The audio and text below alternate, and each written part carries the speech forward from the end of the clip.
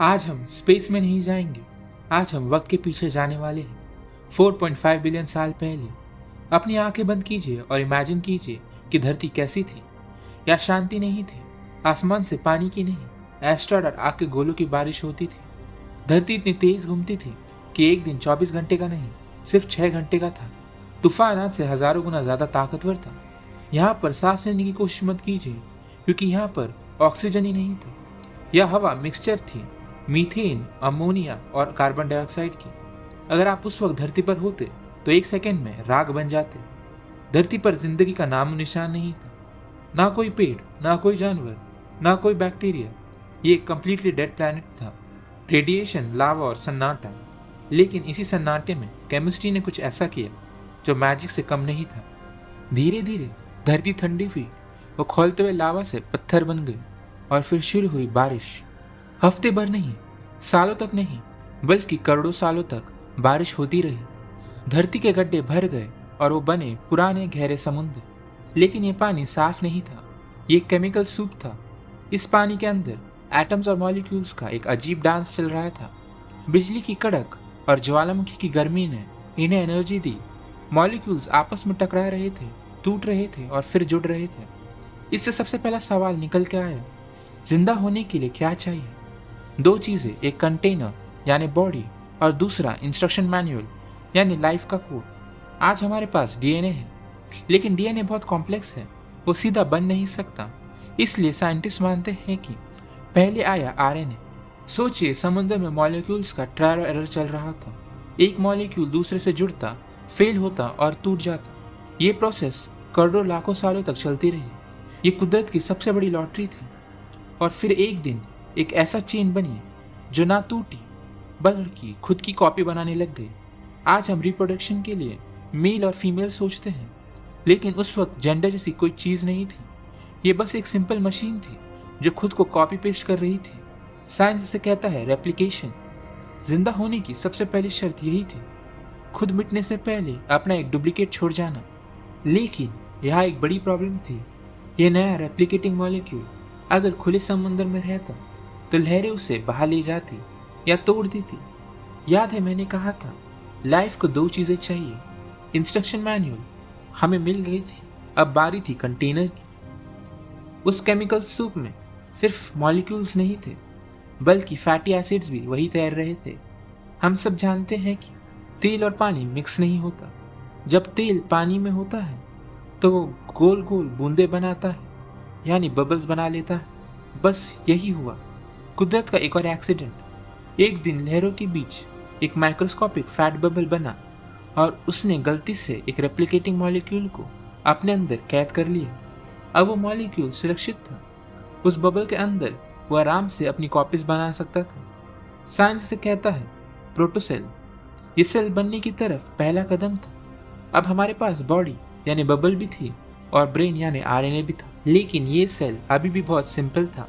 इन्हीं बबल्स के अंदर करोड़ों सालों तक इनके पार्ट्स अपग्रेड होते रहे और आखिर में बना एक कंप्लीट सेल।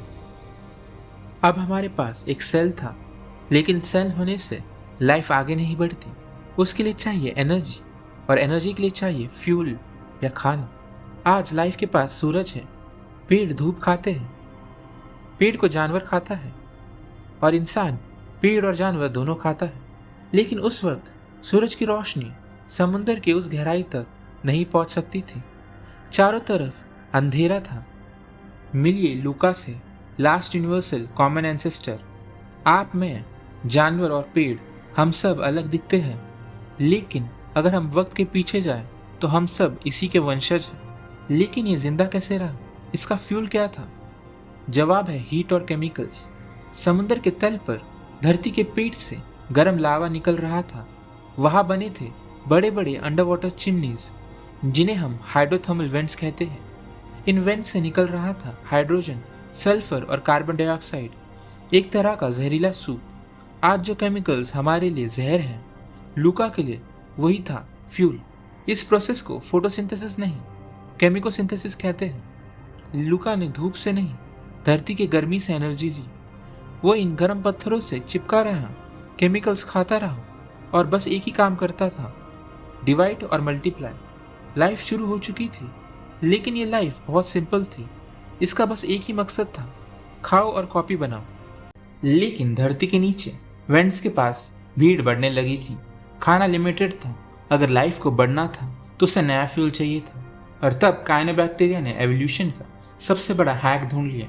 इन छोटे बैक्टीरिया ने सूरज को अपना फ्यूल बनाया। उन्होंने पानी और धूप को मिलाकर अपना खाना खुद बनाने लगे। इस प्रोसेस को आज हम कहते हैं फोटोसिंथेसिस। अब उन्हें किसी वेंट के पास रहने की जरूरत नहीं थी। पूरा समुंदर उनका था।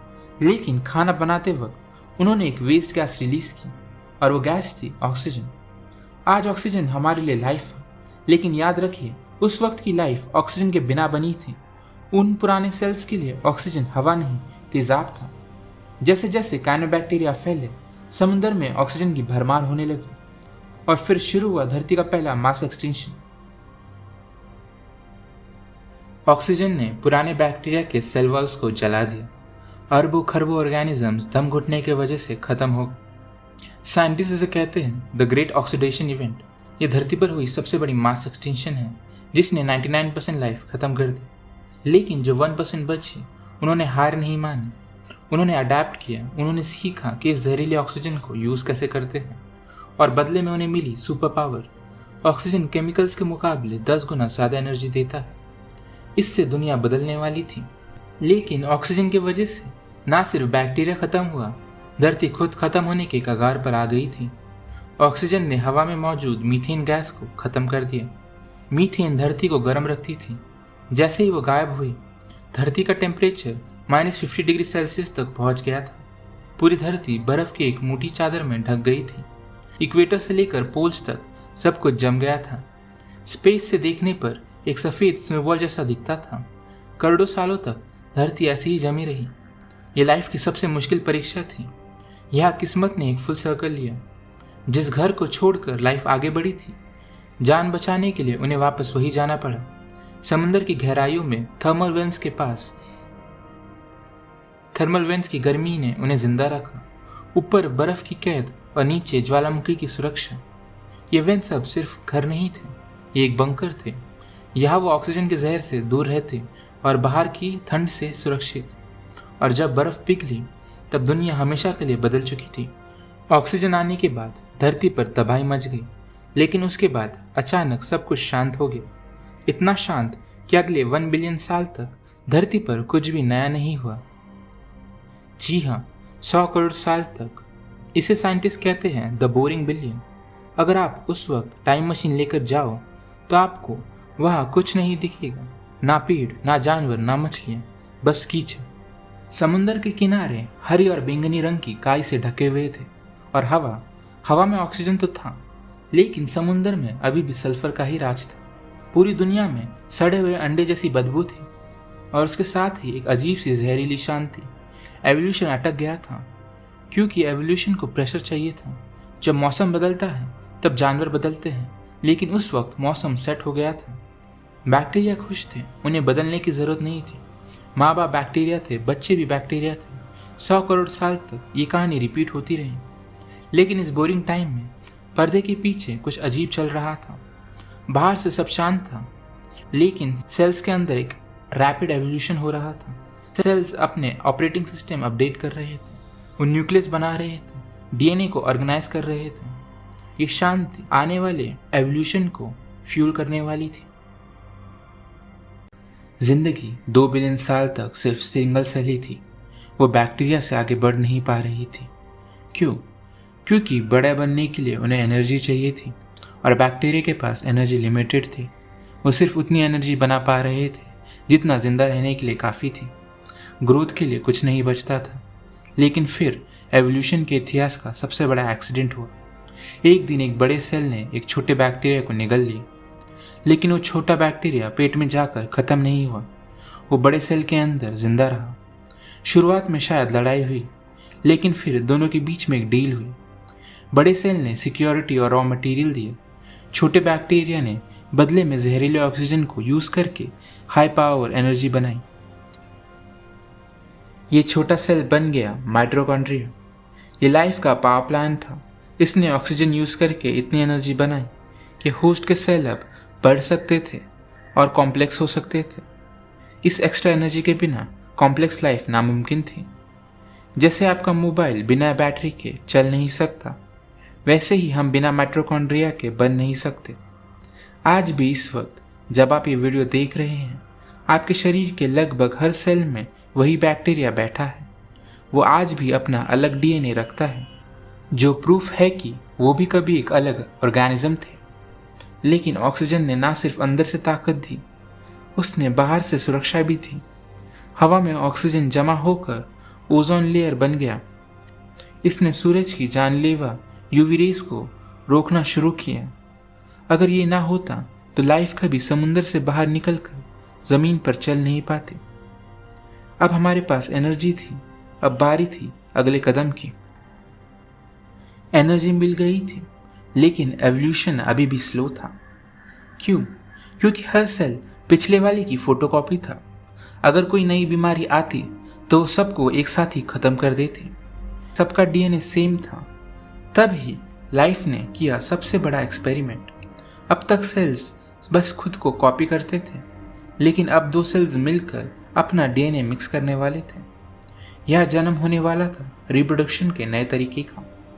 सेल्स पहले भी रिप्रोड्यूस करते थे, लेकिन अब वो सिर्फ कॉपी नहीं बनाने वाले थे, अब वो डीएनए मिक्स करने वाले थे। इसका फायदा क्या था? वैरायटी। जैसे ताश के पत्तों को शफल करने के बाद हर किसी को एक नया हाथ मिलता है, वैसे ही डीएनए मिक्स होने के हर बार एक नया डिजाइन बनने वाला था। हर नई जनरेशन पिछले वाली से थोड़ी अलग होती, कोई तेज, कोई स्ट्रॉन्ग, कोई छोटा। इसने एवोल्यूशन को टर्बो मोड में डाल दिया। अगर ये डीएनए मिक्सिंग शुरू नहीं होती तो आज भी हम शायद सिर्फ स्लाइम ही होते।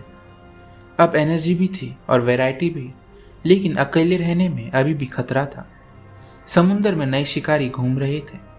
सोचिए, अगर आप अकेले सेल हैं और कोई आपको खा ले तो गेम ओवर। लेकिन अगर आप 100 सेल्स का ग्रुप है और 10 को भी खा लिया जाए तो तब भी 90 बचेंगे। इसलिए सेल्स ने कॉपरेशन शुरू की। पहली बार सेल्स ने इंडिविजुअल सर्वाइवल को छोड़कर कलेक्टिव सर्वाइवल चुना। लेकिन ये भीड़ नहीं थी, ये एक स्पेसिफिकेशन थी। कुछ सेल्स ने प्रोटेक्शन का रोल चुना, कुछ ने डाइजेशन का, और कुछ ने एनवायरनमेंट से आने वाले खतरों को सेंस करना शुरू किया। ये स्पेसिफिकेशन था जिसने पहले मल्टीसेलुलर ऑर्गेनिज्म को जन्म दिया। और ये सिर्फ एक सेल नहीं था, ये एक जानवर बनने की शुरुआत थी। एक बार जब ये टीम बनी तो एवोल्यूशन ने स्पीड पकड़ ली। वही सेल्स आके जाकर मछली बने,